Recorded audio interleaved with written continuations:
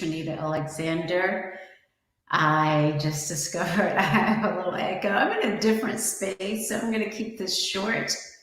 I'm not in my normal broadcasting, my little studio.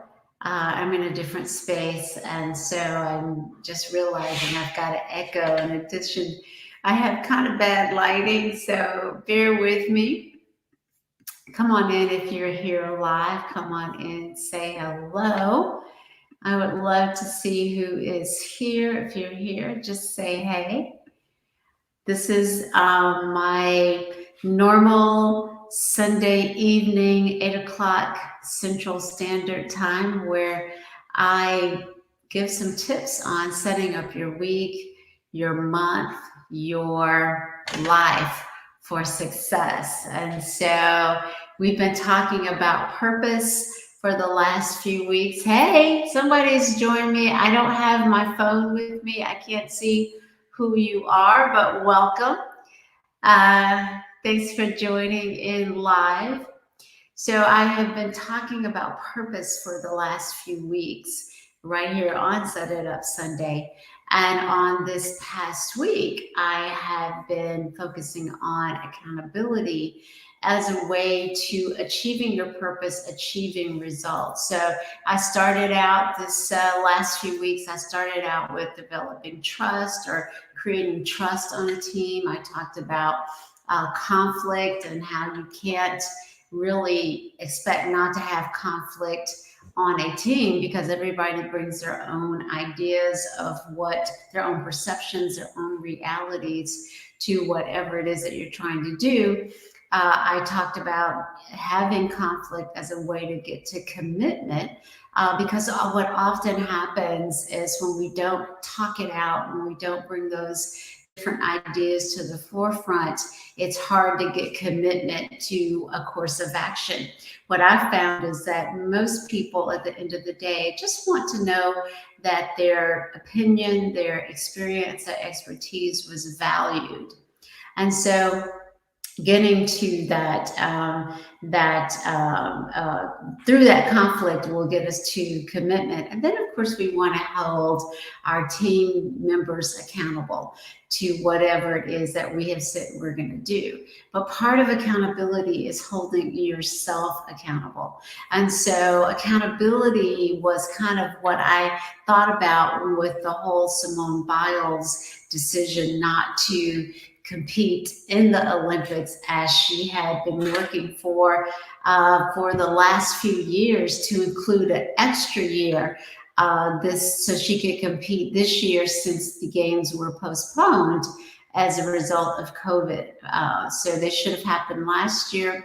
She kept her self in shape. She stayed in the game. She stayed in her preparation. She was accountable to the goal that she had set for being a part of the Olympics. And not only did she keep herself in competing shape, she added a really difficult element to her vault. She added the element so difficult that they don't give it a whole lot of points, allegedly, is the reason the Olympics Committee, National Olympics Committee, has given for not scoring it a little bit higher, is to discourage people from doing it. It's that difficult. And of course, as you know, if you've been watching the news, during her vault, she decided not to perform the difficult that she had originally planned to perform, and then midway through apparently got what the gymnasts refer to as the twisties, in that she didn't know where she was, and opted to do a less difficult vault, and managed to land on her feet even though she stumbled a bit. What I have read and heard from people who are elite gymnasts is that her ability to even do that was a result of her intense training. And so, a lot of people have had a lot to say about her letting herself her team down, about her lack of discipline, et cetera, which I just find kind of amusing. Here's again the greatest, one could say, the greatest gymnast to ever do gymnastics, to ever perform. We have seen her just sweep awards. She has just done things that seem to defy gravity. And as I said, in this last year, kept herself in competing shape and even added a difficult vault to her repertoire. So to suggest that she lacks discipline, I think is kind of laughable. But okay, everybody's entitled to their own opinion. I think she is a disciplined person. But I think what is really important is she was self-disciplined enough to say to herself and to her teammates is, I don't have it right now. She was accountable to herself. I mean, now don't get me wrong, there is nothing that builds confidence, that quells anxiety, and demonstrates integrity, like doing what you said you would do, setting goals, achieving them, living up, doing what you need to do to achieve your purpose. See the results of those things that you said you would do. See the results of your labor. So there's nothing like that. But there is something called accountability to yourself. And that is acknowledging when you just can't do it, when you don't have it for whatever reason, when you've missed the mark, or when your performance is substandard. And that is what Simone Biles did in this instance. She admitted those things to herself. She was aware enough to recognize that, something's off and I could really injure myself if I, perform when I'm not, my body's not connected to my mind. Now, we've seen athletes do this in other sports.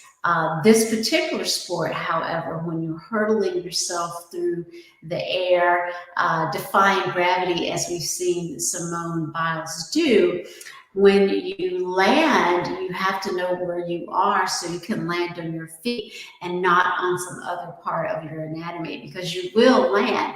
And we've seen gymnasts get severely injured when they land wrong. We know it is a sports where that does have an element of danger in ways that other sports do not. And so being accountable to yourself also means stepping back and doing what you need to do so that you can be who you are and be around to do what you're called to do. So again, I just wanted to share my 2 cents on that from an accountability perspective. A lot of people have talked about the mental health perspective, and that is important. That is an important element, the awareness to be to say, hey, you know what, I'm going to take care of my mental health is a huge thing in this country. And to have someone that well known, that caliber of athlete, to say that, hey, I'm going to take care of my mental health is such a huge thing. But again, I also, I like having this element of accountability also to show the world that being accountable to yourself, to your own health, to include your mental health, means sometimes taking a step back. So again, I can't see who's here. I would be curious to know what you think, if you have any thoughts about Simone Biles' decision, if it has an impact on how we view mental health, how we view taking care of our mental health. If you think it has some impact on that, please, just let me know. Say something in the chat if you agree that it is about mental health. It's about being accountable to yourself. I'd love to know what you think about that. Just let me give it a couple of minutes to see if anybody has any thoughts that they want to share. An opportunity to chime in. on this subject that has taken not just the gymnastics world, not just the athletic or the sports world, but it has sparked a conversation among so many people about how taking care of your mental health is such a crucial aspect to being able to perform. And so it is an important discussion, not just again from the day-to-day living up to the standards that you may have set for yourself, but particularly in this time where we are again seeing numbers of people infected with this newest variant of COVID. We were seeing those numbers go up.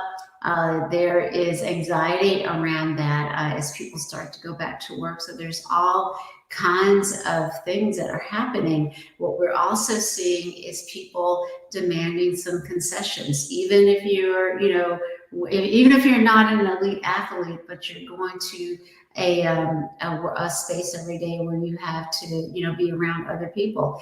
People are demanding that concessions be made so that they can feel less anxious about actually doing those things that they did prior to the pandemic. So people are making concessions, taking care of the things that they need to take care of themselves and their mental health. So I'm not seeing any comments.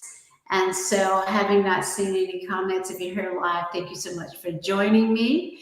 And I am going to wish you a great rest of your Sunday evening. And I won't be live next Sunday. I'm actually going to be at a retreat that is being hosted by my mentor. And so I'm going to be participating in that next week, but I'll be right back here live in a couple of weeks, and we'll be talking about something to help us get set up for success. Have a great rest of your evening.